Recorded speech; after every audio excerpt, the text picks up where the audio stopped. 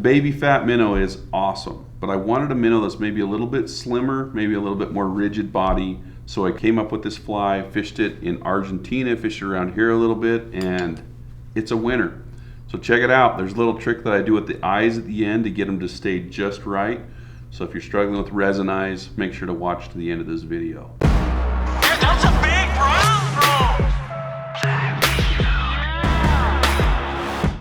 This is a cool little fly. I wanted a little bit more rigid minnow than the baby fat minnow because there's marabou in it. It moves a lot. Sometimes the marabou can foul on the hook. I wanted one that was like conducive to casting out and stripping in really fast, or kind of letting it sit. There's not a ton of movement on this fly, but it's kind of on purpose. So we will get going. What are we calling this one, Brigham? Micro minnow? The micro minnow. There's probably a micro minnow out there. So we're going to call it Cheech's micro minnow. Boom. Now we have a custom fly. All right. So I'm using that same Carp Bonio hook, and I'm just going to add a little bit of thread here, get it dressed. There's really not a lot of space on this hook to tie a fly, so we're going to keep it pretty minimal. I'm going to bring out some Polar Flash material. We're going to lay that one down first. And this is just going to kind of, I don't know, when you see little tiny minnows, a lot of times they have like a gut sac that hangs in their belly that looks really, really translucent. So that is what we're going to tie on here. And on that, I'm just going to make kind of a little tag and trim it flat. The next step, bucktail. This is like a little tiny Brigham piece of bucktail. I don't know why it's so small. I think they cut it off because I have a little bag with all the materials here. Seriously, it's like surgery. I come upstairs, Brigham glows me up, and we just get after it. Anyway, so that's bucktail right there. I'm going to actually clean out some of the underfur, and I'm going to take out some of these longer fibers and re-stack those back into the main clump. You don't want this to be perfect, but you don't want too many longer stragglers. All right, so about like that. And that's going to go quite a bit further back than the little flash tail.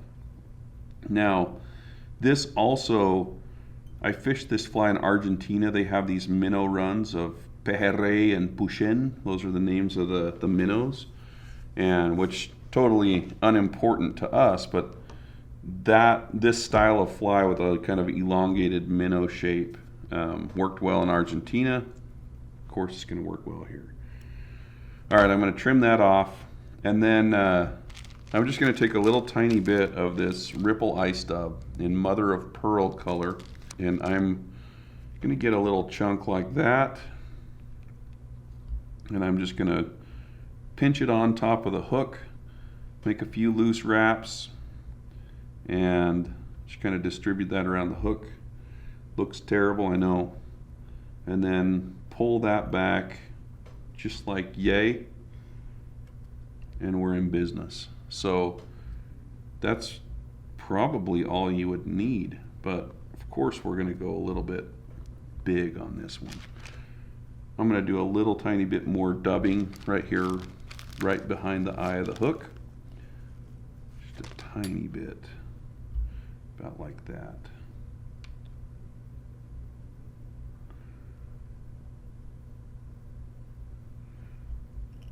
Just to kind of build a base, we're going to stick some eyes on this.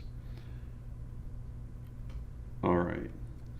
So that's pretty much it, except for the eyes. And you'll want to see how we put those eyes on. All right. Just finish that off. Now, anytime I put eyes on a minnow, I always like to start out with a flat base. So I'm just going to take a toothless forceps of some sort and mash that head just a little bit. If you push too hard, it will break your thread. But it just flattens it out a little bit. All right. For this step, I like to use a gel super glue because the super glue is not going to run anywhere. Kind of like me. I don't run anywhere. Right, Brig? He wasn't impressed by that joke. Okay. Little tiny bit of super glue. And then I think these are 3mm eyes. So we're really using small stuff. Find the best way to get that on there without gluing your fingers to the whole freaking fly. What I like to do is I like to put this little reflective thing and just put it onto that hook eye and slide it back into place. And then once it hops off that hook eye, you know you're in the right spot. It'll put it on there just like that. See if I can do that on the other side. Find that eye of the hook and just slide it off of there. Uh-oh. I think I glued it to my fingers. Ooh, good save. So you see I did glue it to my finger, and there's a little tiny smudge on that eye, but the second we put resin on that, it will all disappear. Okay. From here, I'm going to just take a lighter and just give it a quick hit with the lighter. These are fly fish food. Brigham handed me this lighter. I've never seen one like this in my whole life. All right. So from here, I'm just going to take some medium Solares and just coat the eye like that. Keep your vise rotating while you do this so that it doesn't drip down in all the wrong places. And I'm just kind of teasing that resin behind the eye.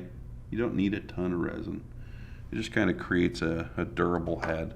So with the vise spinning, I'm going to hit that with the light. And that's pretty much it. This is a pretty killer little fly. You know, it's really easy to cast, obviously. You can do it in a bunch of different colors. White seems to be the best. And you could even come in with a marker and just make the top of it dark or whatever, add a little bit of gill to it, but that's pretty much it. That's just a little micro minnow, and it is a fish killer. Not a fish killer. The fish like it, the fish live, we just torture them for a little bit until we release them. Anyway, there you go.